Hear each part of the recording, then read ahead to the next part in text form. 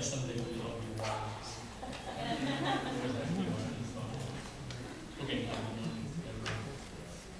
welcome. So those two panels are so stimulating. It touched upon a lot of the things that hopefully will also touch upon this Is the morning. microphone on?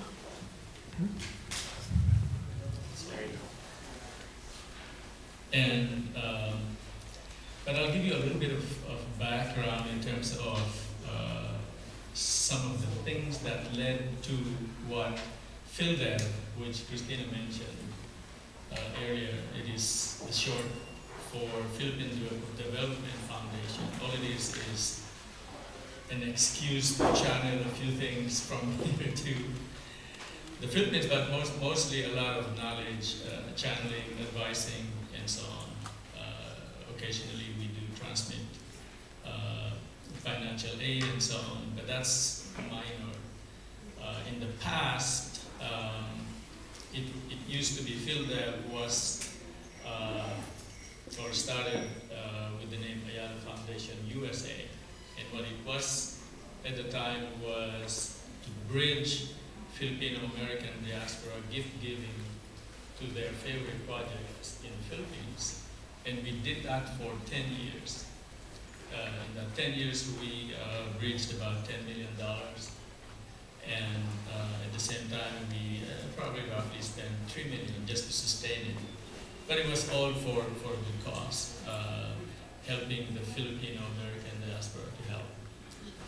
But while that is very humanitarian or charitable in its nature, after 10 years, we pulled back and thought about the idea itself. Why are we doing this? We concluded two things. That right or wrong, it is about time that we should look into the economy of the Philippines as the reason to do some help. Again, we did some research and found out that with good government, the economy could explode. So that's one leap of faith. And there are some evidences now, if you heard some of the panel members talk about their experiences, it is beginning to happen. And we guess that the government will significantly be better. And so those two assumptions really matter for what we do today at PhilDev. The other thing, of course, is therefore to pick on that activity, and we pick on the fact that we truly need to affect the economy. Mainly, basically, hopefully, translate that to alleviating poverty. We are still a developing country, as mentioned earlier, and that's fine. In fact, you know, if you're a what is that organization? Alcoholics Anonymous. You hear comments that one of the first things a person joining that association is to admit that I have a problem. And so in a way we're saying that we are still a developing country. That's a kind word for saying the economy, relatively speaking, to world standards, is a poor economy.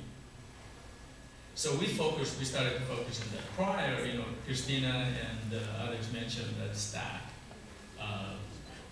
Council General also, Science and Technology Advisory Council.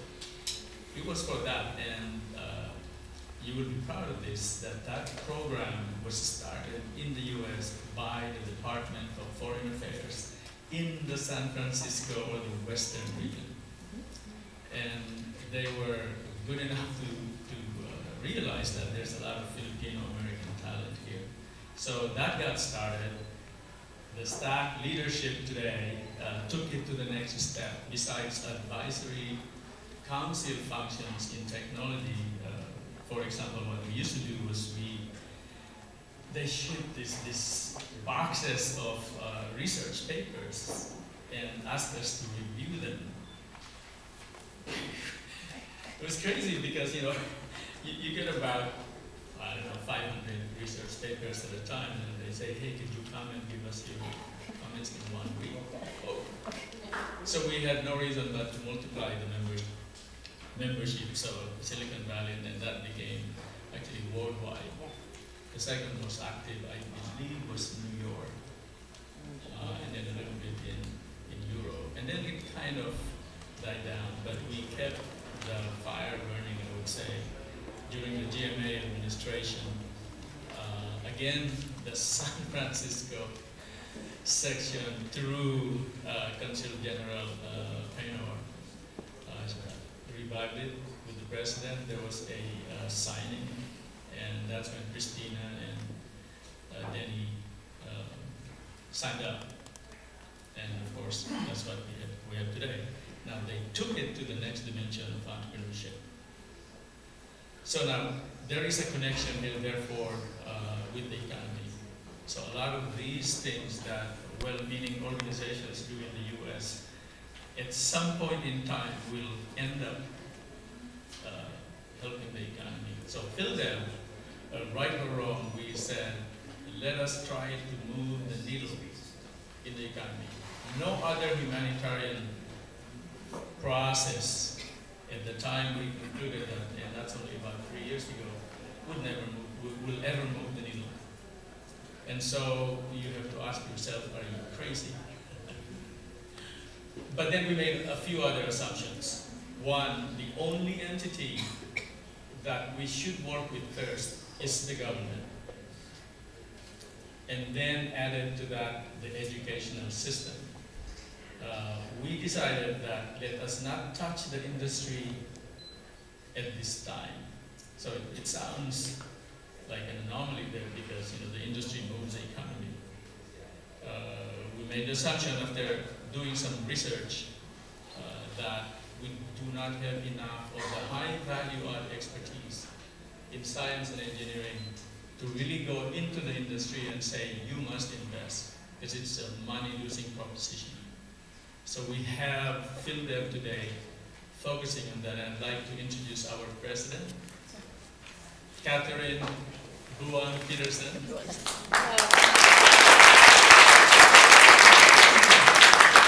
For now, we are mostly Silicon Valley based or US based, but we established the beginning of an organization in Manila. Is that 2 years ago now? To finally transfer the knowledge, but mostly also to supervise all the activities that we are doing with the government. And it's still a fairly small organization. We are beginning to look at recruiting board of advisors, basically people who can influence whoever, industry, government, of course. Now, during the GMA, because we started around that time, oh no, PhilDev was not really yet started, but we wanted to experiment and see what may happen. This program that I think someone mentioned, the Consul General mentioned, ERDT, Engineering Research and Development for Technology. Based on research, we found out that we don't have enough engineers and scientists, but we were focusing on engineers first. Looked at the statistics, and sure enough, we were down there. So a few of us were crazy enough to we came up with 15 presentation slides. I presented the first 3, and then we brought with us universities, one of them my alma mater, and with a couple of government secretaries, see the president. Now, we were lucky, as you mentioned, that she's an economist. So, being a businessman, if you want to sell something, you better understand the other side. So I said, this is the way we're going to sell it, based on economy. And then follow it up with data. But that really didn't matter. Once we caught her attention, that we can potentially begin to move the needle, not solve it right away, because it will take time.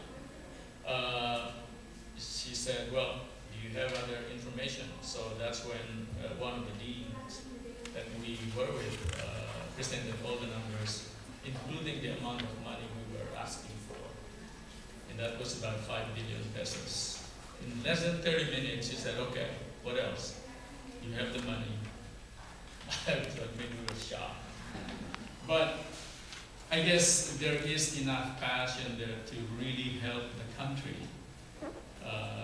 At that time with her, and then the new administration, when he was there in his first week, a few of us were there in his office. Please, Mr. President, we have this program. And so we explained that. Coincidentally, that we had a forum here in San Jose where we attended, and a few of his secretaries. And we had a meeting before that event, and then he was there. We were there too, in the round table. And they took me aside. Okay, you have the money, and we added more. Whoa, okay. What happened was I talked to one of the secretaries, saying that we need to begin to do some research. So that was the beginning of another program. But let me read a few paragraphs here on that thesis as to how we can accomplish moving the needle in our economy. We did have a lot of discussions with the government in terms of their priorities. The same assumption, again, that we had at STAC a long time ago. We cannot pretend that we know more about what they need. And one of the problems of other well-meaning helping organizations that they go in there and assume that they know more, and so they usually fail. So we had a lot of discussions with the cabinet members, and in one case with the president, and we outlined our priorities. And then we were brave enough to ask them, we now need your priorities. And everything was lined up except for disaster mitigation. We had a view about that, and that is we cannot attack that simply because you need to attend to those things right now. In other words, do not gamble on unproven techniques, because this is disaster. There are other things that you can do now to prevent things, but that's your priority, that's not ours. And basically we started with education, the training of the foundation of a lot of these investments for the long term. So, and then of course we concluded the academy with help from the government. Some of the universities there, of course, are very good universities. A lot of them are private. But then there is, of course, the complement of publicly funded universities. University of the Philippines is a very good university in engineering. And that's the kind of help that they get that is from the government. So we focus on that. And someone mentioned earlier about how it started. I funded a research institute and went back up to the president again, her. I said, you need to match this.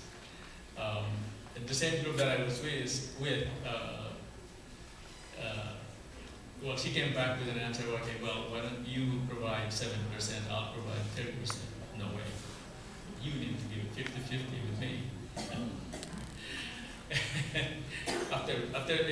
She gave me 50%, but after that, the graduate said, we cannot imagine you are arguing with the president. Well, wait a minute, this is for the country, she has to ante up.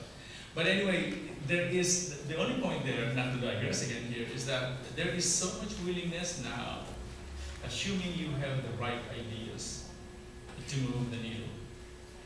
And so, all of these, therefore, is a setup for economic development. We need to have the capability to come up with very, very high value-add products and services. And in that, you need engineers and scientists. But they just don't come out from the woodwork. It takes time, just like other professions, medicine. You really need to spend a lot of resources to create PhDs. ERDP was created to produce PhDs and masters, all in engineering, different fields. And so we have a lot of scholars in the Philippines, of course, in the university system. and also in scholars in other countries, the US, Japan, Taiwan, and others. In fact, they cannot recruit enough scholars. There is sufficient money provided by the government for this program.